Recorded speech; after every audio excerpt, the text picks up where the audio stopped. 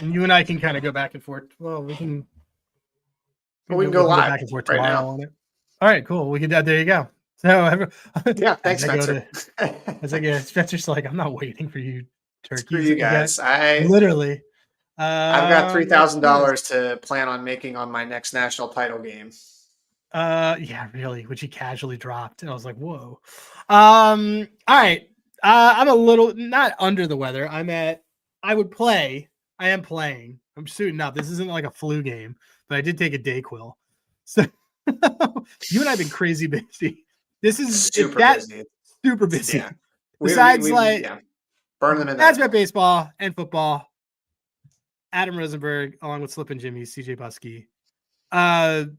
We, in addition to having handicrafts, in addition to being dads, in addition to both of us having 2 kids, in addition to also having multiple full-time jobs, we're trying to navigate the latter weeks of an NFL season and do this podcast. And it's the holiday week. So we're only doing 1 episode this week. And so we were like, what could we do? So I said, we should just bring Shawn and we can all talk about bad takes and we'll do it later. I have tons of them, but I'm only going to reveal one. We're thankful for Shawn. So that's we're very grateful. Yeah, we're very grateful that people have short-term memory on some of our takes. Wow, Q's ended up losing. Dang. All right. With that said, so they don't have to hear me constantly sniffling, I'm gonna hand it over to CJ. CJ, you want to do a Hall of Fame Bets ad read? Let's do it. Let's jump in. Take us through finding some fun things. This is, as a football fan, as a sports fan, one of the best weekends of the sports calendar. You've got Thanksgiving football. You've got a Black Friday game, which is actually kind of amazing. What was it last year? It was it? No. Well, Jets Dolphins was one of the years. No, I think that might have been. Oh my God! Last year. No. Yeah, and that was 2 years ago because that was the Tim Boyle game with the Jets, and then it was the Chiefs and Raiders last year. So I believe it was AOC versus Mahomes. I think that was the Friday game. Terrible. So this year got a banger with Eagles and Bears. Although we like one side quite a bit more than the other in that game. We liked it last week. I still like it. Yeah. I said to you, I kind of like it even a little bit more. A little bit more. It was nearly the ideal circumstance that we wanted is what occurred. So. Yep. So I'm going to go pull up my favorite tab in here, which is the good old trends tab. One thing you can do also is just filter out the games for Thursday. So you always have that ability to put that in there. And then let's look and see. I want to see if I can find a nice little derivative for a first quarter bet. That's something that Hall of Fame Bets now has. So you can go and do any of these derivatives for first half, second half, etc. And then I'm going to do what we kind of normally do here. B-. Let's go. I like to go like -110, -120. And then I'm going to look for an over here. I think that, where's my, okay, yeah, I think that's the last one, right? Yeah, over. Okay. So we'll go to that. And all right, so here's what we got popping up. I like at this point in the season, I'm good with doing last 10. You just have more sample size. So that one is a good one for me. And not a ton of edges I'm seeing here on that first quarter. The Lamar one I kind of don't love because especially the way they've been playing lately. Yeah, he's not really running the ball. Like a second half team now. Yep. Although Rashee Rice at a plus price here for 20, I feel like 20 receiving yards in the first quarter, though, is actually kind of a lot. It's kind of so if you have access to Hard Rock, then that's one there that you could go. So let me actually, you know what? Let's go out here. Why don't we let's see if we have any good first half. Yeah, not a ton there. We'll do, what about full? Okay, so here's one I don't necessarily hate. So one, you've got Marquise Brown, who, by the way, Rashee Rice, Xavier Worthy, both are dealing with kind of nagging injuries here. And this is one where it hasn't really necessarily hit this a ton recent weeks. But if you go and kind of look at Dallas, let's go and look at the average number of receptions. Where's the receptions here? So we're looking wide receiver twos, typically kind of around that 3 to 4 area that you're going to see there. And then if I do some filtering down here, you do some of the matchup grades for him, pretty good, right? So you go for this season, you've got a hit rate of 5 of 7, where he's scored or recorded at least 3 receptions in a game. Dallas, meanwhile, their defense is obviously 31st, I think, by PFF. So, if you're expecting Mahomes to throw a lot in this game, especially since they're 29th against the pass and against receivers, this one right here you can get for a pretty good price. So if I go back 2.5, get that almost a 2-1 right now at FanDuel for 3+ receptions for Hollywood Brown. I don't know if you have a strong take on any of the sides for this one, Berg, but for which one is it? The Packers and the Lions? no, sorry. Which one was it? Really any of the Thursday games. I mean, I kind of like the Chiefs at -3 personally. Oh, see, I liked Dallas, but I'm trying to see. Okay. Well, I got to come to grips with what I really want in this game, because there's a lot of mixed, like the public signals are going to be all over the place. And I got to kind of go with what are my eyes seeing versus what is happening, because this is two extremely public teams. I don't think the Chiefs are playing very well, and I think they look disinterested. No. And I think that Dallas could absolutely beat this team. That other game, the Lions Packers game, actually, I initially leaned Packers, so I still got to look. Oh, I like that one. Okay, well, here's one for you, by the way. Okay. So maybe the Chiefs side, I was just looking at snap counts as we were going to the Rashee Rice stuff. But so this game has an insanely high total. It's got 52. Really 52 is your total. If you go and look at Chiefs games, they have gone over that total in 2 of their games so far this year. Look at this. Since 2024, they have only had 1, 2, 3, 4, 5, 6 times. And I believe this is including playoffs too, I think. Yeah. So they've had 6 games since last season where they have gone over a total of 52.5 in the game. I can't even remember it happening. That's a crazy high total for this game. Yeah. And I understand that Dallas's defense is bad, but how is the Chiefs offense that? I mean, I would love to see what their stuff is over the last 5 games. What is? Let me look at their team points. Yeah, I mean, this is the team that they needed overtime to get to 23. So check this out. So another thing with Hall of Fame bets here, last 5, their average total is 39.8 points per game. And that's including a game against Buffalo. They still were under that. Yes. It hasn't felt that way. In terms of total for the game. Yes. Yeah. So I'm saying the average total they've closed out on is 39.8. They're averaging 24 points per game. Yeah, dude, they're this is. I like this. I kind of like this under. That's a lot. I mean, are we being square here by looking at it that way? I mean, it's fine, but it's just kind of why is this total so high?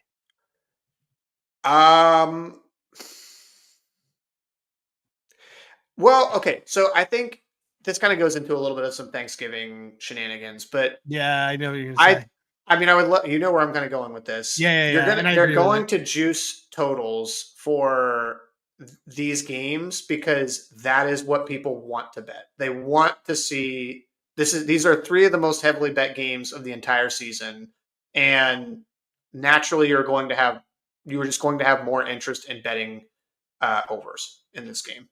So in all 3 of them, in my opinion, you're going to most of the public is going to look to bet overs on an island day of games like that. That's right. That's my running sort of theory on it, because I just know if you talk to any of my friends who casually bet, what do they want to do during the day? They want to like sit, eat turkey, and see a lot of points. So yeah. I mean, anecdotally, it seems like the first game is usually like the last game is the sharp game, you know? I feel like this week always ends up being like a super public week because maybe that's just because the last couple of years I've gotten killed. But it's just so, I mean, I just don't know. This line indicates that this is like a get right offense spot for the Chiefs. And it's just, on a shortened week, I don't know how that would be happening. I'm looking here at last year at the games. So last year, 43 points, 47 points, 47 points. Previous year, those all went under. All went under. Previous year, 44 points, 55, 51 points. Previous year, we had quite a lot of points. We had a lot, but on average, at least 2 of these games are going under. That's because of how high the total is going to be. And I don't know. I just don't see it for the Chiefs offense. It's not. And I also think the Chiefs defense is good enough to like slow Dallas down a little bit. Here. Nope, so, I agree. What's the when you go to trends and you go to team, last thing, and then we'll wrap this part up and we'll get. Let's do it. If Shawn is here, I don't even know if he's here. What's the HOF data say? Look at this. Our Hall of Fame bet segment, which by the way, use dads. We're actually using the terms that we were told by Brian because I call it the HOF data now. But what is it? I want to do total points, and then we want to do total, and then the matchup under, right? Yeah, under. Well, I just do. Oh wow! Or we do all, I guess, right? All. What's it say? For the Chiefs, let me actually filter down that game because I have all 3 of them in right now. So I'm seeing Dallas. Oh boy, some of these prices are wow. I'm not seeing the Chiefs at all on this. Not one way nor another. That's weird.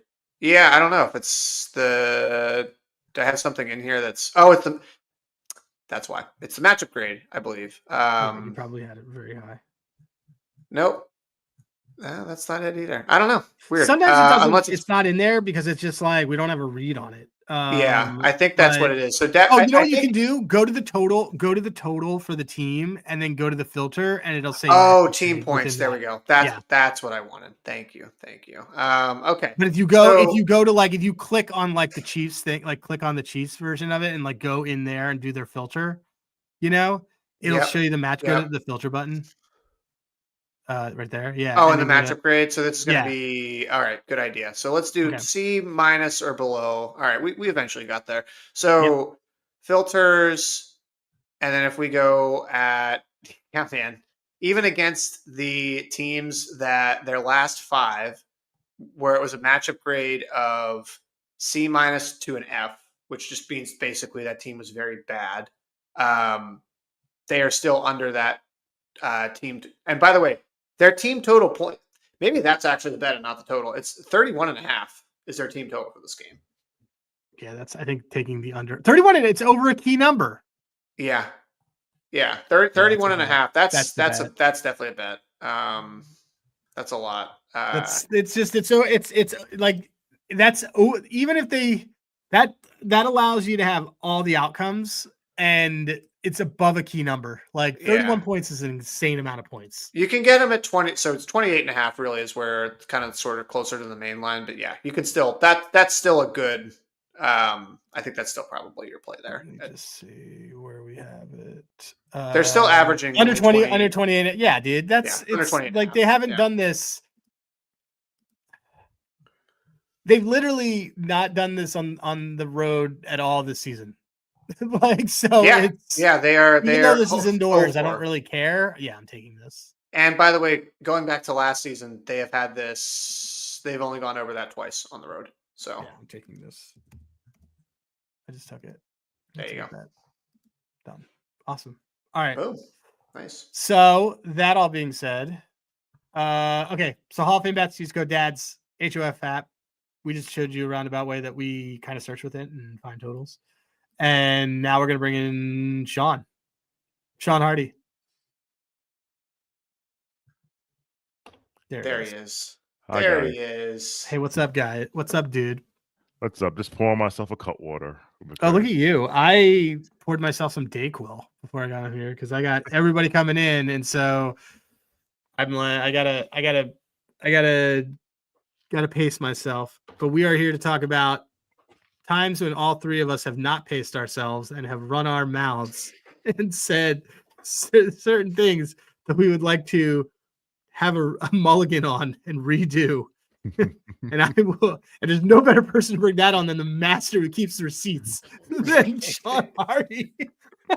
Actually, I remember there was a Twitter feed. Someone said it was like somebody on Twitter, or was somebody we were on a show with, said no, it was Nick's Film School, and somebody on it, I can't remember who, called out that like Shawn like really keeps receipts, like he keeps the greatest receipts of anybody else, and it was some dude who like 3 years before had like breathed, and Shawn but it was like slander against like Dan Brunson or something like that, and Shawn was like, "This you?" like right away, like 3 years later. The amount of bookmarks that I have of just like, it's actually unhealthy. The amount of bookmarks I have just to be petty. There's a certain level of pettiness that we should all have, but you know, like anything in life, always in moderation.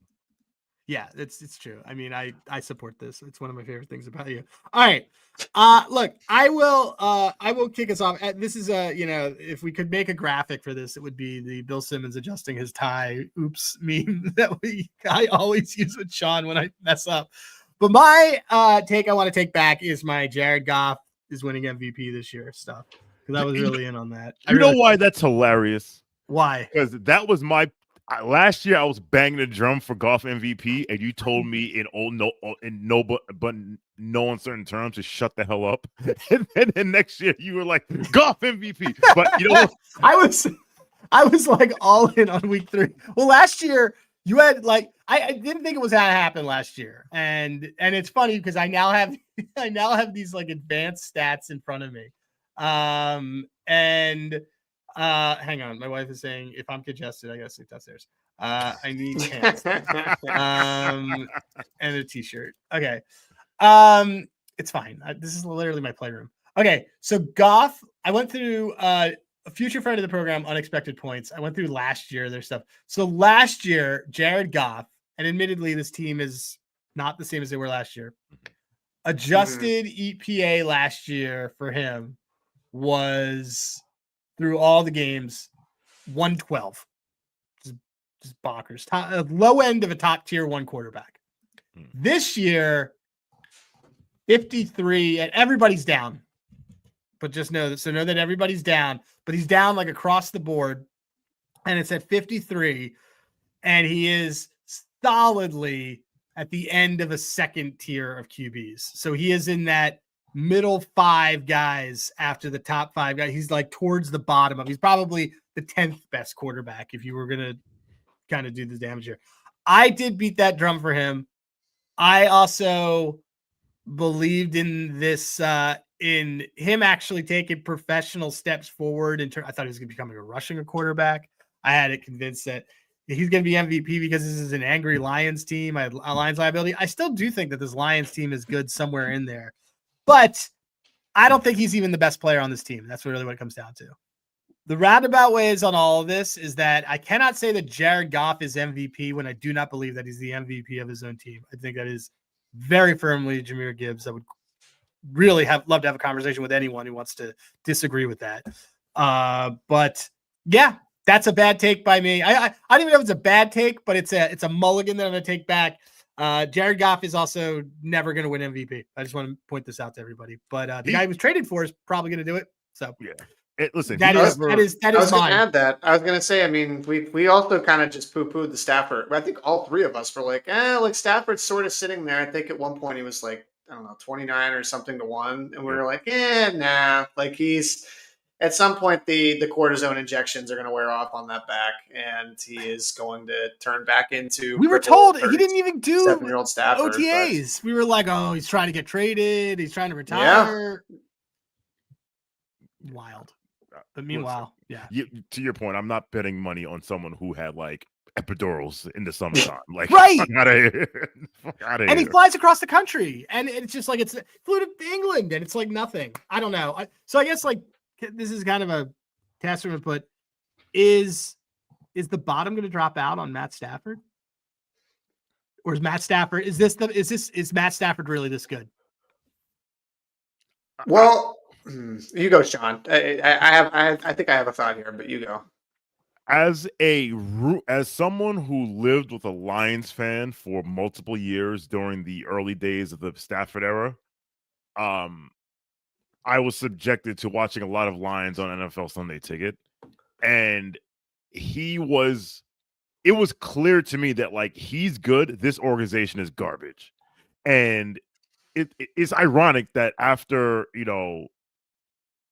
he goes to LA, but basically, so that was 2019, that was 2020, and he just goes to them. He's like, guys, can we do something here? I can't do this anymore. And the funny thing is, if he stuck around one more year, I wonder what his life would be like. But that's neither here nor there. But I always believe in Stafford. I always thought he had the goods. He just played for a garbage organization that is no longer garbage. That's true. I think also too the thing that I probably underestimated, and I was texting Berg about this. Like I've always liked the Rams. I just have a little bit of an internal bias. I think firmly are they're a fun team to root for. Who doesn't like McVay? But the thing I sort of underestimated with Stafford was his supporting cast is so damn good from a skill position group, and like we knew Puka could go up a level. Look, I mean, he's the second ranked receiver by receiving grades for, right now by PFF this season. But surprisingly, I kind of thought I want to say Devontae Adams was washed, but I thought there was a little bit too much made of that signing in the offseason. He's been fantastic for them. And he replaced a piece last year that could not get separation and was not a reliable target, and that in Cooper Kupp, like somebody who clearly was washed. So now you just replace that with Devontae Adams, who probably could be a low end like wide receiver 1 on some teams still. So yeah, like he's 13 touchdowns. Yeah, like, and he's a top 15 receiver. I'm just kind of looking back here at PFF by receiving grade there. Like he's top 15. He's had a amazing season. You've got Kyron Williams, who is great. Their offensive line has been pretty good all season. So overall, like, unless the only reason that you would bet against Stafford, and we'd never like to do this, is we're just anticipating that he will get hurt. And I think all of the other pieces around it are kind of solidified enough that you kind of just have to believe this is what you're getting. Is he taking sacks this year? No, that's a good point. I mean, yeah, to your point, like I was like Devontae Adams, woohoo, whatever. I already saw him with a really old quarterback, and it didn't work, right? I thought with that, Sean, one thing, like with the Devontae Adams, with that, like mine was, I can't believe I even can admit, I'll admit this second bad day, but I was like, yeah, Aaron Rodgers, like, dragged that guy to 1,000 yards years and 8 TDs a year. And I was like, no, I was wrong. That was the other way around.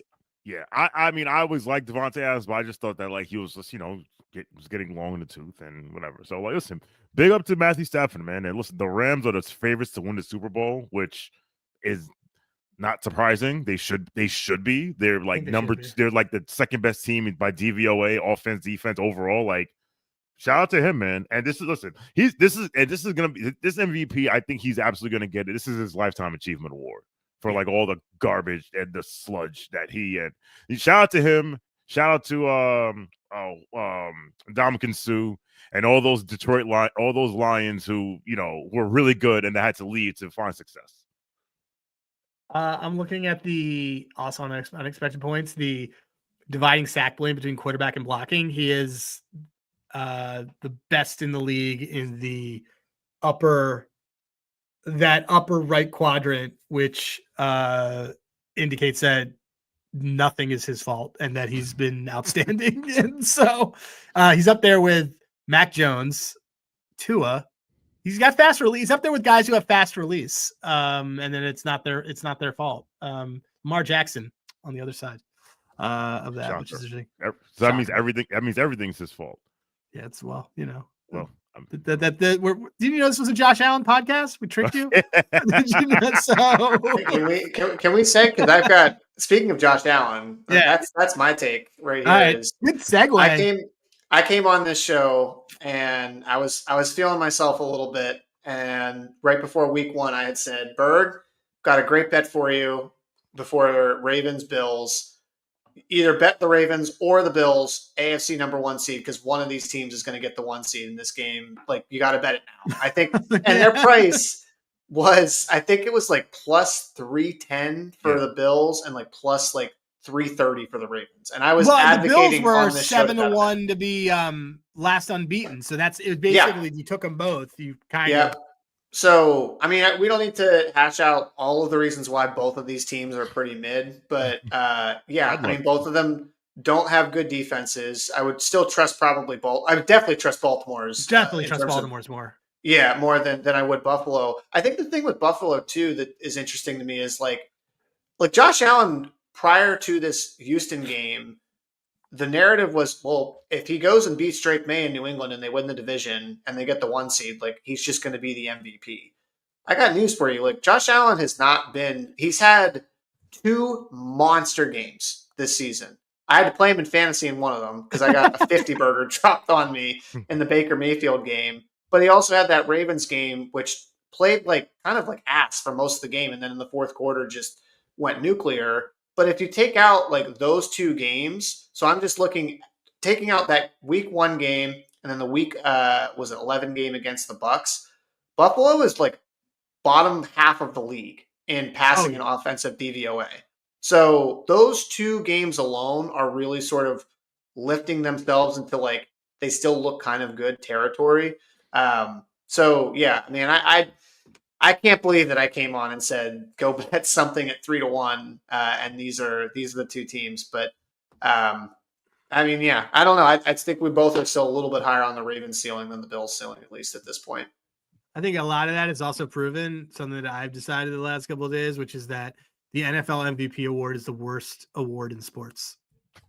But the Offensive Player of the Year award is arguably one of the best awards in sports because it's very clear of why people are getting it.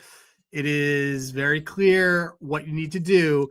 But MVP, you could like MVP, I would say right now is going to be like the fact that Drake May is up there. Like it's so wind pushed. But if Lamar Jackson runs the table on this left for dead Ravens team, I would argue that he's MVP because that team couldn't do that without it. I took that bet. I took that bet yesterday in Connecticut. Saturday in Connecticut. I said, you know what? I mean, it's not going to happen because reasons we'll get into later. But I'm like, right. If they go from 1-5 to 12-5, right, the fucking trophy. Yeah, give them the trophy. Yeah, like that is such a clear example, but they won't because of this dumb turns thing and whatever it is, and Josh and the qualifier of like, well, you got to be a top 2 seed. You got to beat another quarterback and do this. Yeah. Right. I will push back on you. I think the worst award in sports is NBA Most Improved Player Award. That's a good one. That's a really good one. Because now it's become, hey, top 3 pick of the draft, you became an all-star this year. You're right. Like, motherfucker, you're supposed to be here. Like, it's hilarious because it's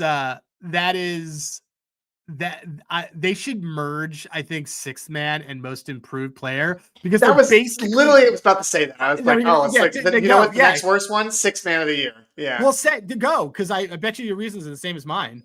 Well, I think the Sixth Man of the Year is like, first off, Sixth Man of the Year is basically for teams that are doing load management. So it's like, congrats, you are resting more of your starters, so these guys are getting more playing time. Like the reason. What was it last year? Was it Ty Jerome who was the 6th man last year? I think for the Cleveland Cavaliers. I think so. I believe so. But one of the big reasons was he played. I had Benedict Mathurin who played too much, and then remember it was like Royce O'Neal or something every year. Oh, because, it was Jamal Crawford. Jamal Crawford, too. Yeah. Jamal Crawford a bunch of years, but like what I always think is hilarious about that award too is it's like I think people want to they really just want an excuse to be like a heat check award guy. And people think it's like cool to just say heat check and somebody comes in and like scores a bunch of points, when in reality, guys, like we're giving an award for somebody coming off the bench. Can you imagine if we gave that award? Can you imagine in baseball, Berg, if we gave pinch runner or pinch hitter of the year award? Like that's basically what this is. Like you just come in and then you're filling in time, and you have. It should just be the Dion Waiters Island Memorial Award. The guy who that's a real literally made a career out of playing 40 minutes a game, but could not start. Like could not start. Had to come in on the first TV timeout. You did this. I feel like they realized this at Q's too, and they're like, "Yeah, we should probably just bring you first thing in." I don't know why. It's like having an opener basketball. Yeah. By the way, Peyton Pritchard won Sixth Man of the Year, which reminds me. That's right. I will never forgive Bill Simmons and Justin Termini for their Boston Mafia campaign against Emmanuel Quickly to win Sixth Man of the Year, and they gave it to Malcolm Brogdon because Emmanuel Quickly scored 39 points in what they called a TD guard. I call it TD Jake Center because there's only one guard. It's in New York, and he scored 39 points. He was skipping around there, and they literally like, no, we can have this guy, and that dude. That cost me money because I bet I had Emmanuel Quickly at 100 to 1 to win Sixth Man of the Year. 100 to 1. And I should have hedged, and I didn't. No, whatever. Because it was I put $10 on 100 to 1. So I was like, listen, I'm either gonna win $1,000 or I'll get nothing, but whatever. But they can go to hell. But speaking of hedging, we should discuss in 2 weeks if and when we may want to discuss something for this UVA thing, because it's like it's a sizable return if this works out for us. And like, it's one of those things where I'm like, we actually played this perfectly. We'll discuss. But all right, Shawn, you're up. All right. So in preparation for this spot, drop the clip. I got a clip. Wrote a clip. No, dude, it's my most popular TikTok because it was like people were screaming in the comments. Dude. So, but you know what's funny? I don't take so. For example, I gave out Michael Penix Jr. for MVP.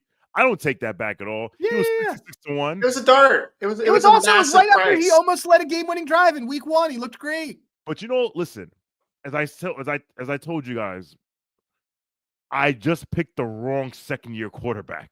That's the problem. That's because the other second-year quarterback is the goddamn well, he was a favorite, but now he's not a favorite anymore. Whatever. Yeah. But the one that I will honestly take back. Listen, I had Jordan Love MVP, roar.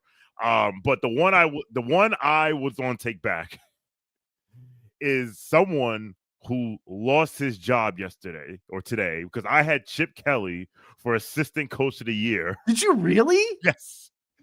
Before the season. He got fired. Take me through Shedeur this. Sanders got him fired. Yes, yeah, dude, that's what an amazing. Say that sentence again. Shedeur Sanders got him fired. Unreal. Which makes no sense, which is hilarious because Shedeur Sanders on defense. But yeah, I made, first of all, I didn't know this award existed until August of 2025. So I bet on two guys. I bet it on Chip Kelly and Clint Kubiak.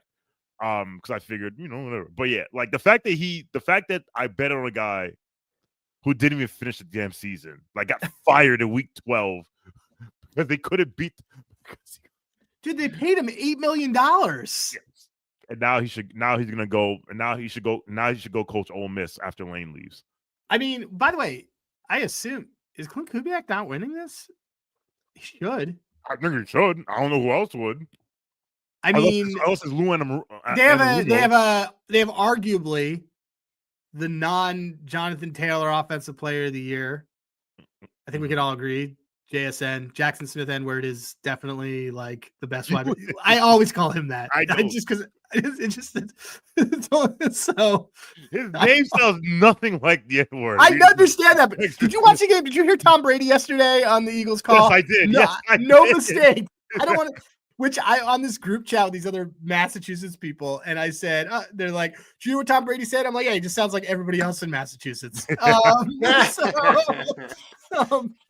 Anyway, Jackson Smith, JSN, And Sam Darnold is the most efficient quarterback. Is like even in bad games is the most efficient quarterback in the league. Like he'll throw 19 passes and he'll have 5 touchdowns. He's like a better version of what Brock Purdy is supposed to be, unless he plays the Rams. I would argue Clint Kubiak should be the favorite. I don't even know. I'm trying to. You know what's funny? I'm trying to find updated odds for this because I found it and then I bet it and I've never seen any updated odds for it anywhere else. But whatever. So it's life. But yeah, that's mine. And if you want to laugh at me for a little floor coach of the year, whatever. I mean, whatever. Like, I mean, I did Chip Kelly. So just so that everybody knows, like Mark Davis is paying still the following people: John Gruden, Josh McDaniels. No way. He's Josh McDaniels is absolutely. Yeah, he's still getting paid for like another couple of years. I'm pretty sure. Yeah, that's why Kraft was like, "Oh, I'll take you on as OC," because he's doing it for free. It's free, basically. Yeah. And Chip Kelly, that dude loves to pay coaches that are not in the building anymore. He's paying John Gruden. He's still paying John Gruden. It's unreal. Oh my. Okay, so I think I have found an update for assistant coach of the year. Okay. Guess who the leader in the clubhouse is? Good Lord. You like Who? Okay, you know who this person is. You know who this guy is. It's an OC. You know who he is. Think of good offenses this year. There's no way it's Arthur Smith. It's not Arthur Smith. Yeah, it can't be Arthur Smith. Arthur Smith literally doesn't use anyone but my 5 tight end system. Actually, is going to finally win me assistant coach of the year. This article is from a month ago, so it may have changed. But basically, Jim Bob Cooter was assistant coach, leader in the clubhouse of plus 550 for the Colts. That made sense a month ago. Yes. I don't know. Now it's come back down to earth, and it's very clear that it's just like Jonathan Taylor and some very good matchups. Speaking of Jonathan Taylor, if Puka Nacua doesn't die, he wins freaking Offensive Player of the Year, and we are going to Sizzler. He was cooking. And then I know. It bothers me because like he could have 400. He'd have to have like 400 yards receiving like the rest of the season every game to get. Yeah, well, I mean, he's not the best wide receiver on his own team right now.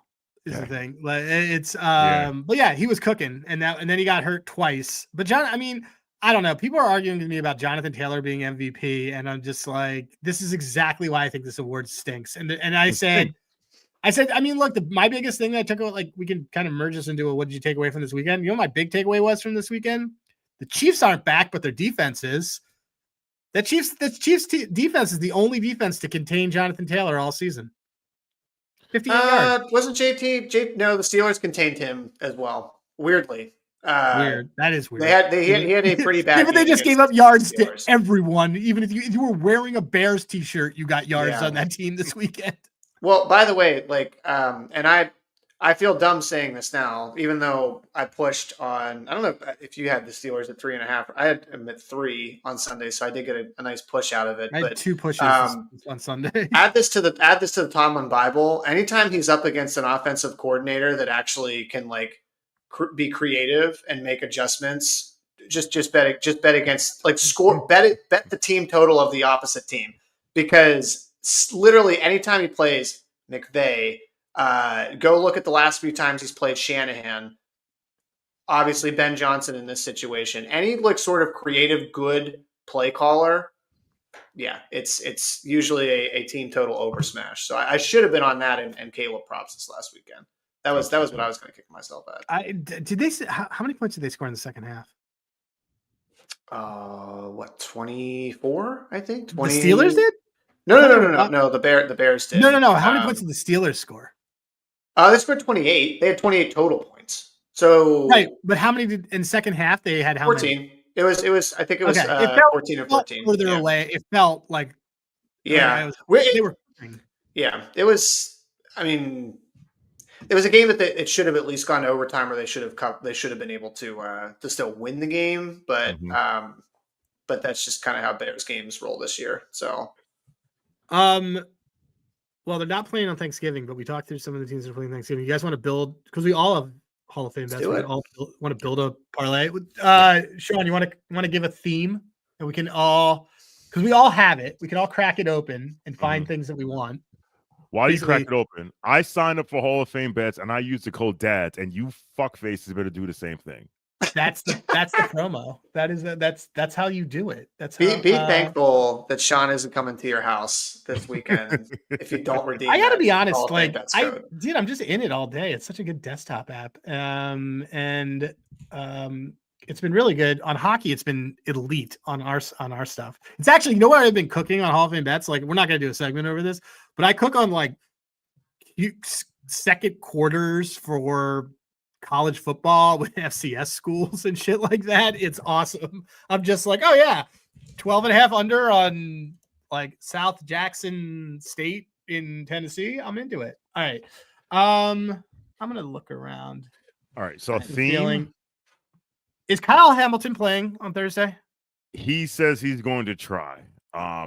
Which means, so it's funny. I saw a tweet that said, I saw a tweet. So someone tweeted that John Harbaugh said Kyle Hamilton will try to play on Thursday.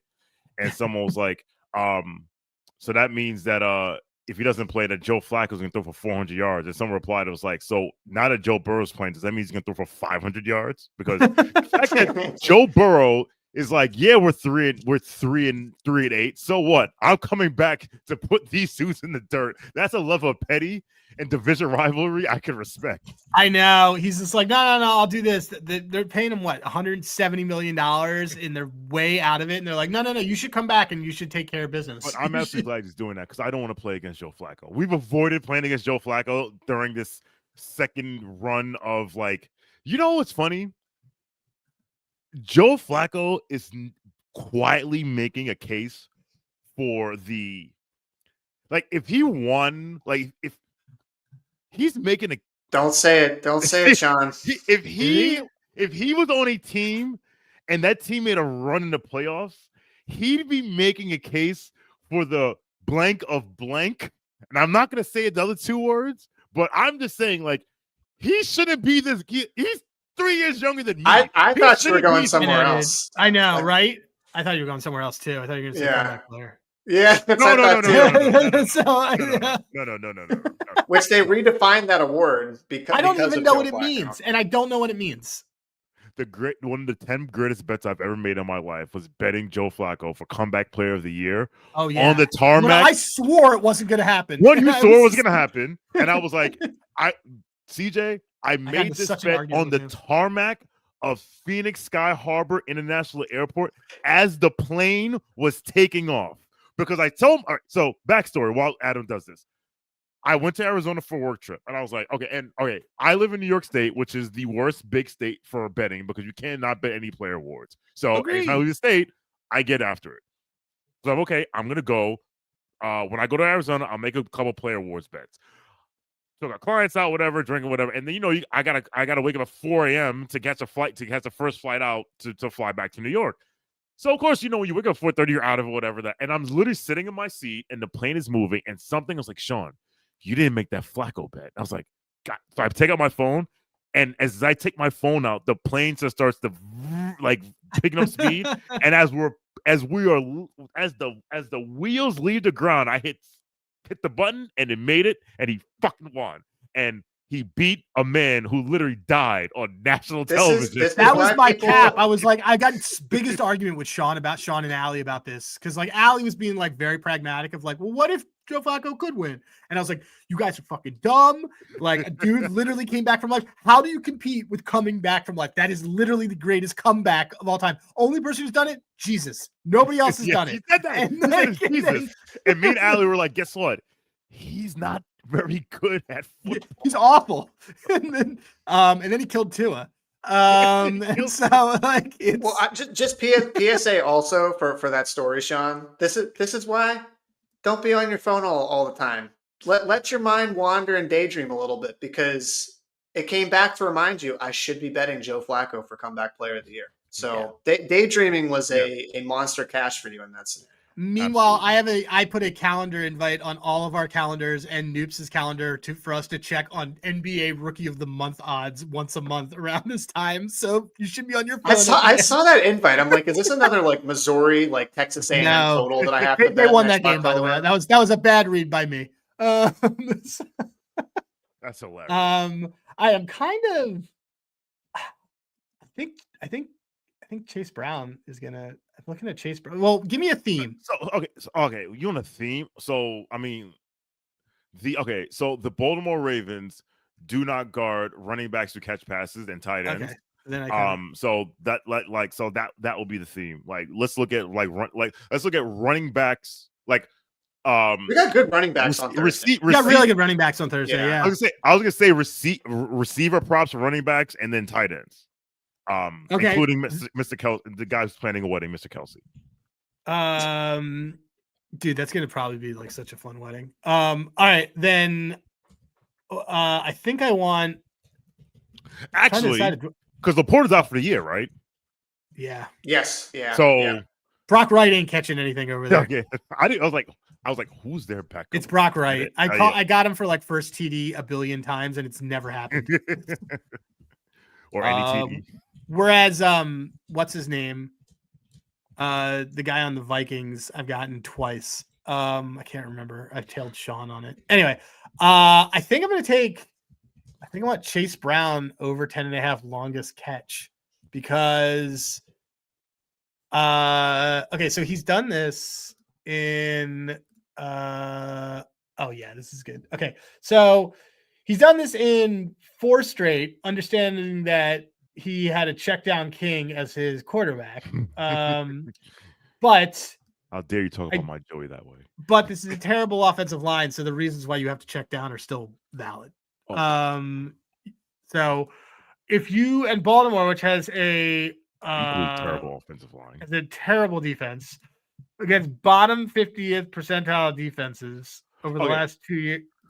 He has gotten this. He's gotten this in 2 straight. He did this against New England. By the way, New England is a bad defense. Oh my god. And the Ravens have given up 30 to Kyron Williams, who didn't catch passes till this year. A 30 longest there. A 25 to DeAndre Swift. A 19 to Achan.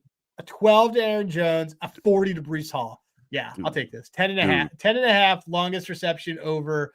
Give me they're down 14-3, and it's 2 minute. This is 2-minute drill type of thing that I could see them doing. So I'm going to take that. Okay. So by the way, these Cincinnati at Baltimore is going to be 2 of the 5 worst offensive lines in the league. By the way, if you want a fun game, when the Ravens are on offense, just watch Daniel Falele, number 77. Just watch him and only him for a drive. He is by far the worst offensive guard I may have ever seen that continually gets rolled out to start every single week. That's all I gotta say. I'm gonna look at Mike Gesicki props because he's gonna. Love him. I do, even though you want to talk about someone I bet all the time that never did anything, but like. Again, the Ravens do not guard tight ends very well. They do not guard the Chase Brown thing. The Chase Brown thing is great. Actually, you know what I might look at? I might look at Mr. Swift in Kansas City because that was gonna be my second. The Make-A-Wish Foundation defense, which you guys may look like fucking all right, 20. We'll spot you 21. Doesn't fucking matter. But there's a. Yes, that was a bad loss, but you saw. I'd argue, saw it coming. You called it. You saw it coming. Okay, so I am on trends, and I'm trying to find Mr. But is he allowed to have 2 good games in a row, Mr. Kelsey? Yeah, I think he can. He can still. I mean, can you take out? Can you take out your car and start it up and it has a couple of good runs and it's been in the shop for a while? Yeah, it's possible. All right, I'm not going to fade my team, so I'm gonna look at Kansas City, and Mr. Kelsey. I'm gonna go. Let's go to receivers, and I'm gonna look at Hall of Fame bet says is a B- matchup against Dallas. I wonder why. Do I want receiving yards or I want receptions? I think you want receiving yards. That team hemorrhages yards. All right. So 60 is minus 150. See, Vegas already knows what time it is. Okay. Oh yeah, 91 against Denver, 99 against Washington. So his floor, okay, all right. Okay, you know what I'm gonna do? I'm gonna do what they teach us to do in some class when I was in college. Like throw out the highest and the lowest and go from there. So his highest, he had 99 against Washington. Washington's a bunch of NPCs. Yeah. He had 26 against the Giants. I don't know how that because the Giants are Shane Bowen, goodbye, by the way. Shane Bowen, goodbye. That's why I love them on Monday, dude. So if his floor is 47 against like decent defense, 70 is plus 130. That's a monster game. What's his TD? I meant to bet his anytime TD last week. His anytime TD is plus 135. I hate betting. You hate too much variance. No. I hate betting Kelsey anytime TD because the Swifties that came in and just removed all the value. All the TD prices stink now. Like everybody's like plus 180. And it's welcome to the home runs of football, Berg. Right? Really? Yes. The same thing happened. Yeah. Dude, do you know what Jahmyr Gibbs was for anytime TD yesterday? It was like minus 210. It was like something. Serious? No, yeah. He wasn't. He was minus 330. Oh my god. I thought I could have sworn I saw it was all right. So hold on. I looked at it at CMC was minus 340 tonight. Yeah, I looked at Jahmyr Gibbs at like noon yesterday, so he probably got juiced the hell up. But like, you want me to bet minus 330 for someone to score a like, get out of here. Okay, so you know what's funny? It says, you know what? It says the A matchup for the TD. I'm going with the TD. Kelsey anytime touchdown. I like it. It'll boost the odds on this too. Yeah, let's do that. All right. Okay. I'm gonna be a little square, I guess. I've got Jahmyr Gibbs. We literally just had a Kelsey anytime touchdown. Like you're worried about being square on this. That's fair.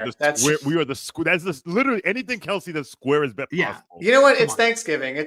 We're supposed to be public, I guess. I've got Jahmyr Gibbs 15 plus carries. It's pretty straightforward. It's minus 115, and when you go and you look at when he plays good defenses, whatever reason, he does get his rush receiving, all of that, not necessarily great, but they do give him the ball a lot. And my theory with that is that they don't necessarily want Jared Goff to have to control the game. And so they want to try and get the running game involved a little bit more. I'm trying to look and see when he hasn't had Montgomery, okay, that hasn't actually been all that often. But if you look in the last two seasons, I mean, he's over this in like basically every single game he's played, every home game against top like 25 percentile defenses. He's at least at 15 plus carries or more. So that one, I would throw that one in there. Let me go look at. I kind of want to see if there's another one that's like a little more fun though, from like a bit of a plus odds one. He's averaged 16 at home. He's averaged 16 over the last two seasons against top rushing defense. Like they use. Also, it's a short week. I don't hate this angle, man. Like short weeks, I always love when they like taking carries. Yeah. And listen, Dan Campbell wants to run the ball. He doesn't want to throw the ball 60 times. He wants to run. He wants. That's to why run you could see that last week. He's like, yeah. "Oh, we're gonna fucking throw this. What are we doing?" Yeah. He wants to run it. And funny thing is, on Sunday, me and Allie were on the phone for an hour talking about football because I was like, he's sucked at NFL this year. I was like, well, maybe we should get on the phone and talk. And I was like, we should bet Jahmyr Gibbs, and his number is and his over under for rushing yards was 114. Now, had I known he was gonna fucking double that shit, I would have fucking laughed. Well, I had 80 plus 118. I was like, oh, this is great. That's one of the things I like about HOF is that it starts you at like a band, which I love because that's the way I want to bet it anyway. So we're going Jahmyr Gibbs carries. I'm with it. 15 plus carries. Yep. It's along with our Travis Kelce Swifty touchdown. I can't believe I took a Swifty prop. Good Lord. But you did. I mean, I think it's solid. It's this is first on Caesars. This is plus 720. I'll take that. That's actually kind of that's a big number for relatively big number for juicy this. props. Yeah. Yeah. My online one's making me confirm my identity. Whatever. I'm not going to do that, but I will play it. I'm going to You send said it to you 15 guys. plus attempts. Oh wait, I did. Yeah, I did 14 over 14 and a half. Okay, there we go. Kelsey TD, and yet Chase Brown longest reception 10.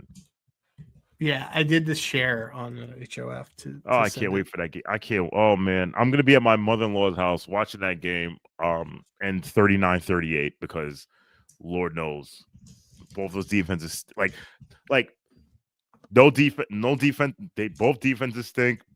Both offensive lines stink. Lamar has a new injury, by the way. Thank God. Like, you know what the smart thing He to just do? doesn't. It's so funny with him. He's just like, no. He's just like, I'm hurt. The smart thing to do would be to shut him down because we're not winning shit this year. But football, so hashtag football. So here we are. Like, we're not like now. He like between the hamstring, which is people like he's lost athleticism. Like, no, he has a soft tissue injury that doesn't heal in 3 weeks. But here we are. They're like, you need to play or the season's over. Yeah. Like, Yeah. it's So basically what they told him. yeah. So, and well, whatever. So, yeah,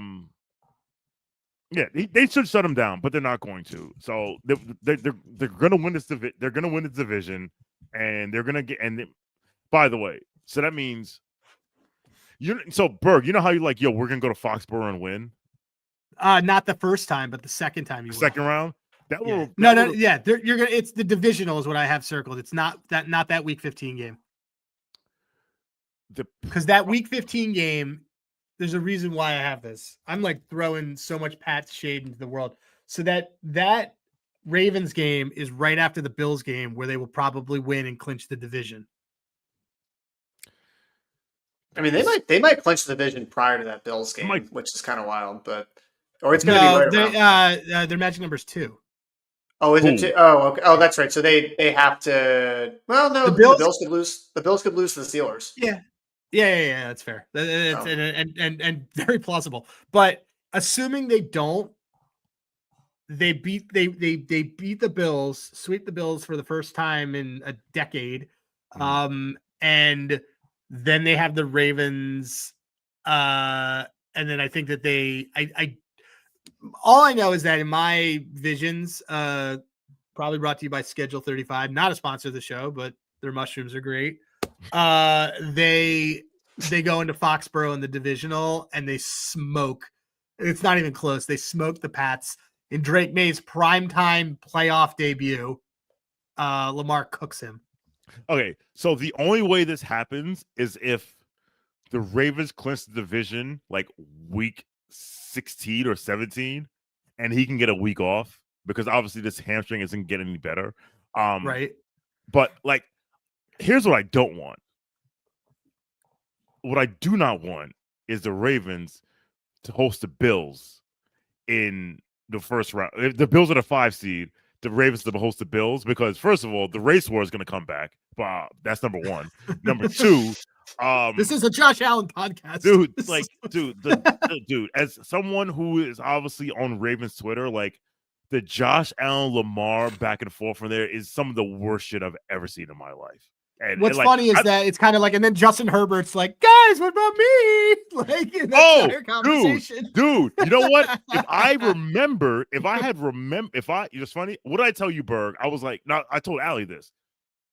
My worst bet should have been Justin Herbert MVP because I was all in on Justin Herbert in the summer. You're on Harbaugh. It's Harbaugh, yeah. I was like, oh, this is gonna be the year, whatever. Now, to be fair, when you lose both your tackles, I mean, poof, that's that. Also, to be fair, they're probably going to still make the playoffs. Oh yeah, so funny right now. The West. Chiefs, by the way, they can still win the division. They can still win the division. That is still in play for them. They beat Denver, so they beat Denver again, and they do have a tiebreaker, and they're basically tied for the division. Or KC runs the table. But speaking of KC, who by the way are the 10 seed for other people 2 weeks ago said that they're back. Berg, our under 435 points for the year. Oh, that's cooking. It's cooking because they're on pace for 428. You know what's not cooking? My Seattle under 368 points on the season that died in week 3. Thanks, Clint Kubiak. Listen, listen, who would have thought that Sam Darnold? We thought by the way, if you're Minnesota, like you had Daniel Jones and Mr. Sam Darnold, and you said, no, we're gonna go with 9 over here, and you want to talk about bad? Like He's very bad. I felt like people were shitting on him. Okay, so the running joke was that he wasn't hurt. Kevin O'Connell was like, I'm not playing you because you suck, and I was like, wait a minute, he's played one game. How are we because he played one game and he won? Why are we making this sweeping observations? And then he came back and then he played against my team, and I was like, oh, you stink. And my defense isn't good. He is ranked 851st out of 8 since PFF started tracking QBs. He is 851st out of 852nd since 2000. Wait, where did you see that? That's a real stat. Yeah, where did you get that? Was it? One of my buddies sent this to me. I'll send it over to you. The best joke I heard was that now I think I sent it to Shawn. I don't know. But it was they can now cut him, and then KOC can re-sign him. Yes, save him, fix him, because he won't be a draft bust anymore. So CJ, it's hilarious. So I went to see if I could find that stat. So I went and I Googled JJ McCarthy PFF ranking, and I came across a Reddit thread and the title of the Reddit thread is, before the season started, PFF wrote that JJ McCarthy's ceiling is Joe Burrow and his floor is Sam Darnold. Oh my God. There you go. That's a perfect bow to put on the bad takes. We had none of us had to take that bad compared to PFF. That's a bad take. Oof. I was never a McCarthy guy coming out of college anyways. I wasn't either, but he didn't even good, throw. I just don't get it. It's just like he's a winner. You know what? But what's funny? You know who wasn't good in college? Bo Nix. And Bo Nix is way better than this guy. No, see, So, Berg, did you go to that Syracuse Michigan game our freshman year? Oh, yeah. When we should have won and Troy Nunes basically, yeah. Yes. So we were ranked. We were like 7th that year. So CJ, Syracuse played Michigan our freshman year, and Michigan was rotating quarterbacks between Drew Henson and Tom Brady. I will tell you this. I don't know about you, by the way. We were rotating Troy Nunes and RJ Anderson. Oh my God, number 5 RJ Anderson. But like I tell people all the time, like I did not think I was looking at a fucking 7-time Super Bowl champion. Like, all right, he's fine. Good. We also had our defense was so nasty. Yes. That was a period of time where they had both Jones brothers, Dwight Freeney, and Freeney. Yeah, wow. but the thing Diamond Ferry, who at one point was really good. We had you at quarterback, and that was it's terrible. Terrible. Oh, that's insulting. You haven't seen me throw. I gotta. I don't. Yeah, I mean, I learned how to throw when I was like 30. So and then immediately my shoulder hurt. I was like, this hurts. All right, this is good. This went on good tangents. All right. Shawn, we're gonna keep you after so that I can. This is me reminding myself that we're gonna have you do a promo because our podcast comes off so much more professional when we do this whole thing where we have our guests say, I was just on whatever and I talked about Tom Brady. So all right, but before that, tell everybody where they can find you. Your receipts. You can follow me on the app formerly known as Twitter at ShawnTW_. You can find me on Nick's Film School. So inspired by CJ and Berg, I now host a show on Nick's Film School called KFS Weekly Wagers, where we discuss bets that we like for. It's a little harder for basketball, especially for a team-specific sport, a team-specific podcast, because obviously, the Knicks are playing the Hornets on Wednesday. There's no line, so we just look at all right, what are they gonna do tonight against Brooklyn? By the way, they better not be losing to Brooklyn. But yeah, I do that. I do KFS after school on either Thursdays and Fridays. My man Jeff J. I do KFS Study Hall. which is a Twitter space where we talk life. We talk about the Knicks. We had a 2-hour space about how the Knicks whiffing on the last 4 drafts may have not been the best strategy, but it's fine because we're title contenders. That's fine. But yeah, so you can follow me again, Shawn for W _ follow me. If you follow me and you do #dads, I will follow you back. Oh, that's cool. You're not Beyonce about it. No, I don't follow a lot of people back, even if they talk to me. I stopped following a lot of people back because it's just like this is a humble brag, but like too much to manage. What happened was I used to follow everyone back, and then I got on Knicks Film School, and then one day my follow went from 1,000 to 3,000. I was like, I'm not going to figure. I'm sorry, whatever. But I'll get to you at some point. This is perfect. This is exactly what I wanted to have for our into the Thanksgiving holiday. We got to. This is a good parlay too, and like the fact that we have lines out, it's going to be awesome. Also, wait, quick, where are you in the? We're like killing it in the pick'em. We're like, I'm not. I suck this year. I suck. And this is not a good. This has not been. You killed it last year. I feel like you were like top 10. I won it last year. It was 2 years. Last year, 2 years ago, I won the whole thing. That's awesome. Yeah. What do we get if we win? A 4-figure donation to your favorite charity because this is being recorded. Okay, that's fine. I get it. Yeah, not like a couple is working gambling. Well, I technically now also all bets are donated. All bets are donated. Dude, did you see my November or like my first 3 weeks in November? It was a lot of donations. And then I hit Saints defensive TD and it like wiped out everything. That was a 10-1 TD. All right. Cool. Shawn, you're always the best. I will conspire with you on many of the things. CJ. Oh, so first of all, we salute you. Thank you. Thanks for coming by. Thanks for having me. Go Ravens. Appreciate it. Go Ravens. I'm into you guys. Go Birds. Get your shit together, man. Go all the Birds. They'll be fine. So CJ, I got an impromptu handicap segment that I want to do at the buzzer. Can I do that? Let's make it fast. Okay. Quick segment. Fine. Then no segment. I'm just gonna say Candidacy has hockey. It's free right now until Insurrection Day on January 6th. And Spencer's birthday, yes. Spencer's birthday. And we are absolutely cooking on it when it comes to goalie saves and no gift first 10 minutes. It's awesome. This is like the new DP. Like the DP was the bet of the summer. Yes, it was. The bet of the winter is goalie saves. All right. Okay. Goalie saves are going to get you warmed up until we get into the hot spring and summer, and I'll bring back DPs because we all love DPs.